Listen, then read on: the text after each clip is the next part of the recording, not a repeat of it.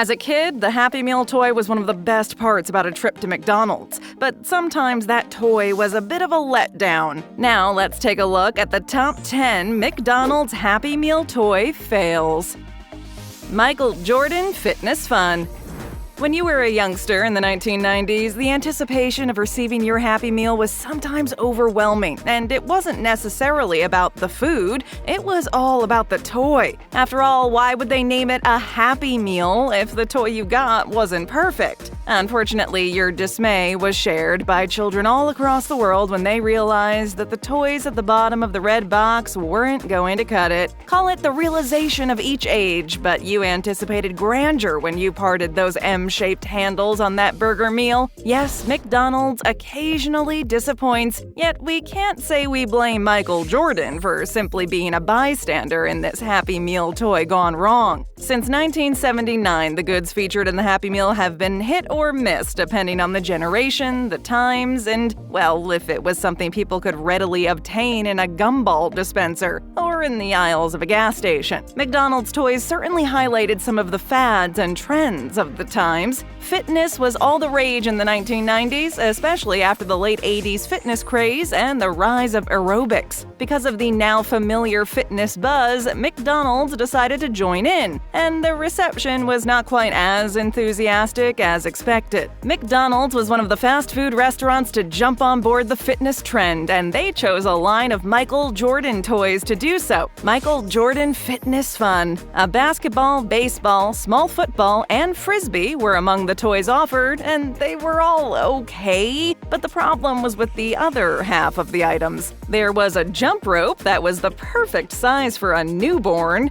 and a 30-second timer that timed nothing but how long a child's disappointed reaction would endure until they eventually abandoned the toy, which is probably now under the seat of the car, forgotten for eternity.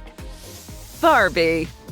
What McDonald's did to Barbie in 1991 was cringeworthy, to say the least. They eventually made amends, but the initial McD's Barbie was simply a solid block of plastic. For those who had real, full-sized Barbies and took pride in making sure their hairstyle was perfect, never twisted, pressing their outfits between the pages of thick books to avoid creases, and making sure their shoes were never missing or mismatched, seeing a solid-formed Barbie was a no-no.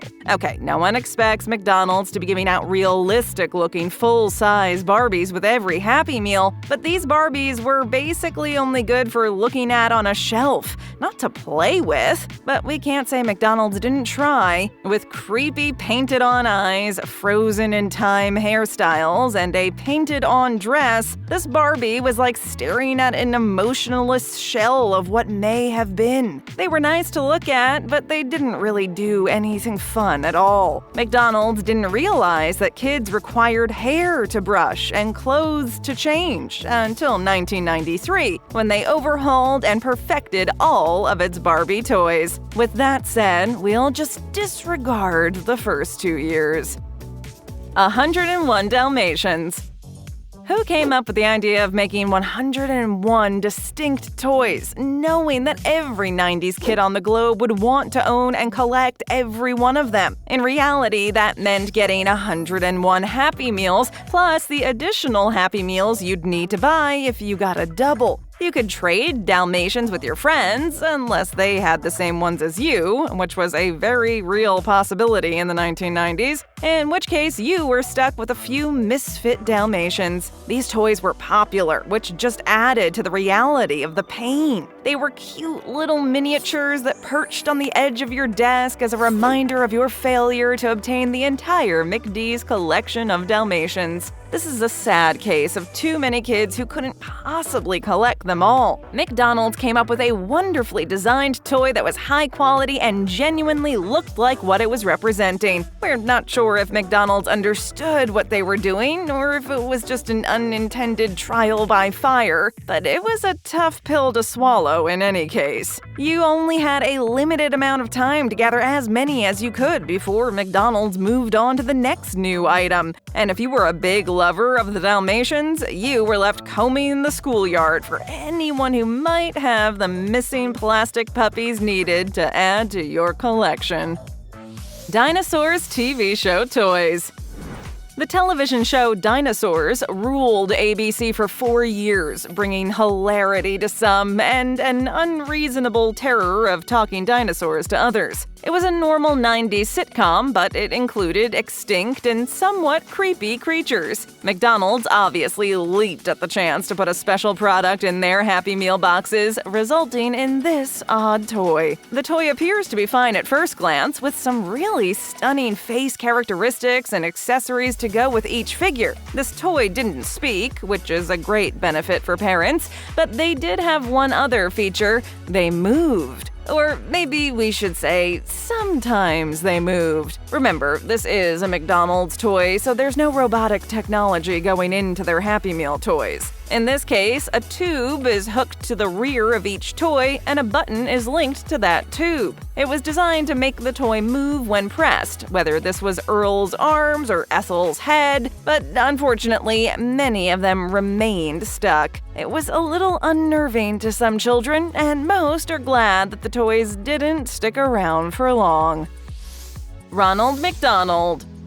Let's face it, Ronald McDonald was horrifying to any kid who had a clown phobia. It's one thing to be a fan of the most popular burgers and fries on the planet. It's quite another thing to grow up in the 1990s and have to face a terrifying-looking, burning red-haired clown every time you go to Mickey D's. This is totally understandable, which is why we're bringing up this toy from 1996 that terrified many people when they took it out of their Happy Meal box. Ronald McDonald himself, in all his bendy, flexible splendor, is the toy in question. That's right, kids could bend this toy in whatever direction they wanted, because what's more fun than positioning Ronald on top of the box so he's looking down at you while you eat your fries? This item, no matter how well-intentioned, was a complete failure on every level. We're not criticizing Ronald McDonald or his namesake charitable efforts and making a difference in the world, but this item looked like an extra from a horror movie. This toy could only have come from a Stephen King novel. The devilishly wild eyes, melancholy clown makeup, and rather sinister grin are confirmation enough.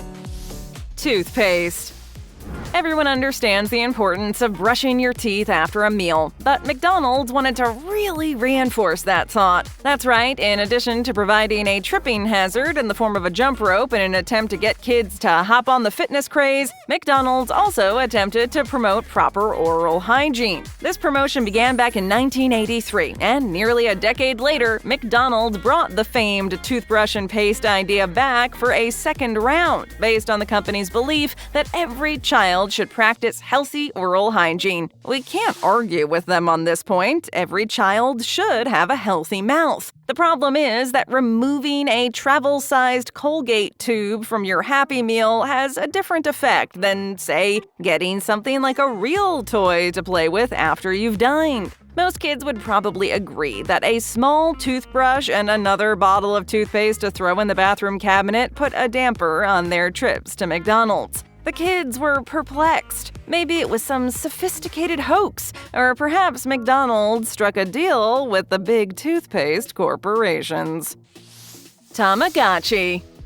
In 1997, Tamagotchi Happy Meal keychains drew mixed reviews. Tamagotchis were all the rage, and you couldn't be hip without one, or a bunch. If you neglected to feed them or jiggle them for rewards, your Tamagotchi died and you had to start again. Most 90s kids now have real-life Tamagotchis called infants, and some even have pets that resemble Tamagotchi life. It was Tamagotchi or bust in the 1990s, though. McDonald's recognized the trend and decided to take it a step further by offering children a keychain duplicate of the Tamagotchi. The small keychains were the cutest thing ever, and they came in little egg-shaped containers that looked exactly like a genuine Tamagotchi package, breaking the hearts of many children who believed they were going to receive a new digital pet. You knew you had to open them up to uncover your wonderful tiny keychain inside once you observed a giant egg-shaped crack through the center.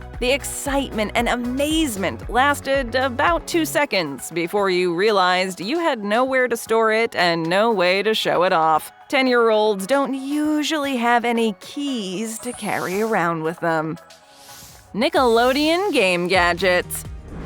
Nickelodeon was the king of television for youngsters in the 1990s. Rugrats, Doug, Hey Arnold, All That, Are You Afraid of the Dark, Kablam, Ren and Stimpy, so many good shows. It was a 90s kids' Hollywood age, and it showcased all the programming that made it easy to be a great couch potato. These Nickelodeon shows provided solace when kids were homesick, or just pretending to be, and offered kids something to do with fellow like-minded pals. Unfortunately, McDonald's used Nickelodeon's drawing power, knowing that kids would go to any length for the show's namesake, even if it meant suffering through some subpar Happy Meal toys. The Nickelodeon game gadgets were originally exciting until you held one in your hands and realized that, indeed, these were nothing but gumball machine-grade toys. The gadgets were little more than cheap plastic gimmicks that only served to highlight Nickelodeon's neon logo and left a trail of grief in their wake as they made their way back home to each child's house. The following are the toys that were offered: Applause Paws, which were applauded solely for their regret;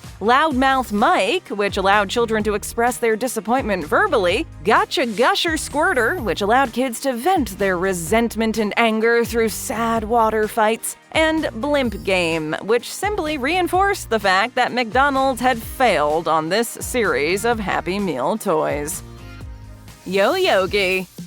Yogi Bear cartoons may have been popular in the 1960s, but kids didn't see what was so fascinating about a bear riding about on a scooter in the 1990s. Kids wanted toys relevant to the times in their Happy Meals, and many were still perplexed as to why McDonald's believed Yogi Bear would bring such delight. The youth of the day were still obsessed with Saturday morning shows like Real Monsters, or watching repeat episodes of Where in the World is Carmen Sandiego? How many clues could you get right? It was a perplexing period, since the Yogi toys themselves weren't terrible, but they were on a spectrum of neutrality and blandness. This was a McDonald's toy that didn't bring joy or sorrow, but it also didn't fit in with the other toys. Yogi Bear and his companions will always be a lovely addition to our 90s collection shelf, but this small bear carried far more personal importance for our parents than for children who grew up in the 90s.